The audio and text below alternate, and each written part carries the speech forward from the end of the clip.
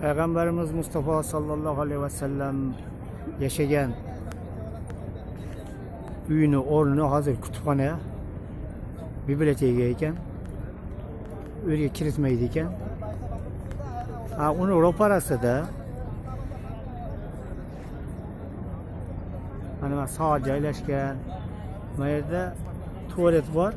Tualetda uni Abu Jahlda doim amakisi Muhammad Mustafa sallallohu alayhi va sallamga qarshi turgan amakisi Abu Jahlning uyini o'rni bir tualet ekan.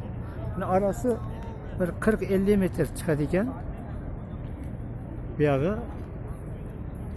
Peygamberimiz Mustafa sallallohu alayhi va sallamning uylari ekan.